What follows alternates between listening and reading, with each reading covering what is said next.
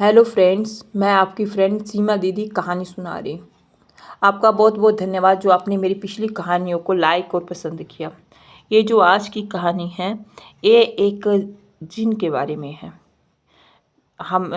जो मेरी फ्रेंड है उसने कहानी सुनाई थी। वो लोग उस समय बीजपुर में रहते थे और बीजपुर में उनके हस्बैंड जो एनटीपीसी कॉलोनी एनटीपीसी है वहाँ पे बिजली बनती थी, वहीं पे काम करते थे, टावर वालों में काम करते थे। तो एक दिन की बात है कि उन्होंने एक कमरा किराए पे लिया।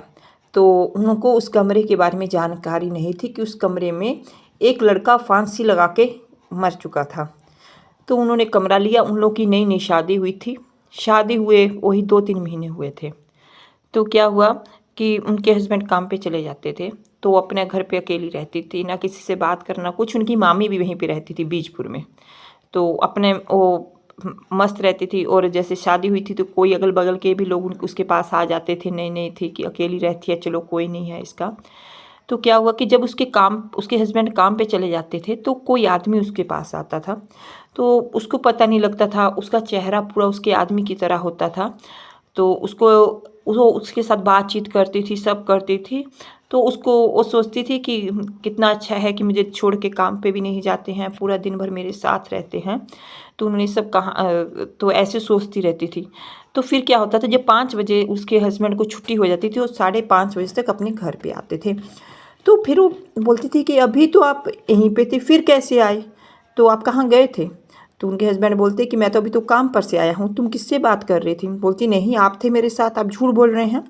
तो इस बात को लेकर उन पति पत्नी में विवाद होने लगा कि आप रोज़ तो मेरे पास रहते और बोलते काम पे जाते हैं, काम गए हुए तो आपको 3-4 दिन हो गए। तो उनके हस्बैंड बोले कि नहीं, मैं काम पे जाता हूँ। तो फिर एक दिन वो रात में सोई थी और रात में सोई हुई वो फिर जो उस लड़के की आत्मा थी जो उस कमरे में मरी थी फांसी लगा के, उसको अपने साथ ले जाना चाहती थी। तो उसको अपना जैसे कि नींद में चलने लगी। वो लड़का उसको उठाता है उसके पति के रूप में। वो अपने पति को नहीं देखती है, बस ऐसे जैसे नींद में होती है उस तरह उसके साथ साथ चलती है। तो जो जिन होता है उसको ले जाके पहाड़ी पे चला जाता है। तब तक उसके हस्बैंड की भी जाग खुल जाती है मेरी फ्रेंड के। तो तुरंत देखते हैं कि वो नहीं है। तो सब लोग हल्ला करने लगते हैं कि कहाँ गई कहाँ गई। तो सब लोग उसको उस पहाड़ी पे करते हैं, जो उस घर के सामने पहाड़ी थी। तो वहाँ से उसको लेके आते हैं, फिर जगाते हैं, क्या क्या किया, पानी गिराया, होश हुआ तो वहीं बेहोश हो गई थी वो पहाड़ी पे। तो उठा के उसको अपने घर लेके आते हैं। तो इस तरह उसके साथ बहुत सारी बातें हो रही थी। तो सब लोग उस चीज़ को मजाक में ले रहे थे कि अरे ऐसी नौटंकी कर रही है, क्या कर रही है, क्या कर रही है। पर उस लड़की का चेहरा पीला होता जाता था क्योंकि वो दिन भर जिन के साथ रहती थी, उससे बात करना, हंसना, बोलना। और वो जिन था उसके पति के रूप में आता था, इसलिए उसको पता नहीं लगता था कि मैं जिन से बात करती हूँ या अपने पति से बात करती हूँ।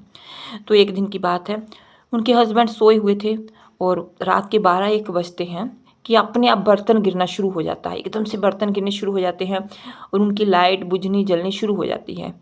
तो फिर उनके हस्बैंड को शक पड़ता है कि कोई ना कोई ऐसी है शैतानी आत्मा है कि जो सब ऐसा कर रही है। तो उन्होंने दरवाजे में ताला लगाना शुरू कर दिया। जब दरवाजे में ताला लगाया तो दरवाजे का ताला भी अपने आप खुल जाता था और उसको बहुत जंतर ताबीज़ बांधे जाते थे, तो ताबीज़ भी टूट जाते थे। तो एक दिन उनके हस्बैंड एक ओझा को लेके आए। तो उन्होंने बताया नहीं कि ये ओझा है। तो जो मेरी फ्रेंड है उसको एकदम से पता लग गया कि ओझा। उसने बोला कि अगर तुम अपनी जान चाहते हो तो यहाँ से तुरंत भाग जाओ।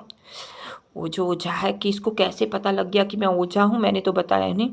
वो तुरंत दुमदुमा के भागा वहाँ से और उसने बोल दिया कि भाई ये मेरे बस की बात नहीं है और मैं इसका इलाज नहीं कर सकता हूँ। तो एक बहुत बड़े ओझा हैं, उसको बुलाइएगा वहाँ पे बैडन में। जा आप ऐसा करिएगा, कहीं किसी को दिखा लीजिए, पर मेरे बस की बात नहीं है।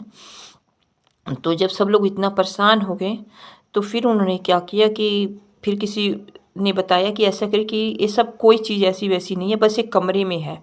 जब तक आप इस कमरे में रहेंगे तभी तक आप परेशान रहेंगे और जिस दिन आप इस कमरे को छोड़ देंगे उस दिन आप लोग ठीक होना शुरू हो जाएंगे। तो उसके बाद मेरी फ्रेंड के हस्बैंड ने घर ढूंढना शुरू किया और घर ढूंढना शुरू करने के बाद उन्हें एक मकान मिला और उसके बाद वहाँ से शिफ्ट करके जब उस घर में गए तो धीरे धीरे उसको लड़का दिखना बंद हो गया, जो भी उसके पति के रूप में आता था, सब चीज़ नॉर्मल हो गई। उसके बाद जाने कि उनके सब लोग जानते थे कि उस घर में भूत है, कि ऐसे ऐसे होता है, जो भी उसमें किराएदार आता है, यानी कि वहाँ के बीजपुर के सब लोग जानते थे। पर किसी ने उन लोगों को बताया नहीं, क्योंकि जिनका मकान किराए में था, वो किराए पे लिया था, वो लोग बहुत अमीर आदमी थे, तो उनको पता लग जाता। अगर किसी ने बताया तो सब लोग लड़ाई झगड़ा करने लगते। पर ये जान लीजिए कि जो जिन है उससे मोहब्बत करने लगा था, पर बहुत मुश्किल से उससे पीछा छुड़ाया गया। जब वो जगह बदल दी तो पीछा छुड़ाया जाता है।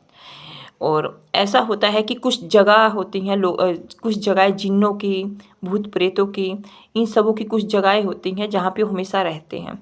तो होता है कि कहीं भी आप कमरा लीजिए या कोई भी चीज़ लीजिए, उस बारे में जानकारी लेके तभी जाना चाहिए। ये जो कहानी है, ये बीजपुर की कहानी है, फार्गू के घर की। तो ये जो कहानी बिल्कुल सच्ची कहानी है। भाइयों, अगर मेरी दोस्तों, अगर आपको मेरी कहानी पसंद आए तो प्लीज़ मेरे चैनल को सब्सक्राइब करिए और मेरी कहानी को लाइक करिए।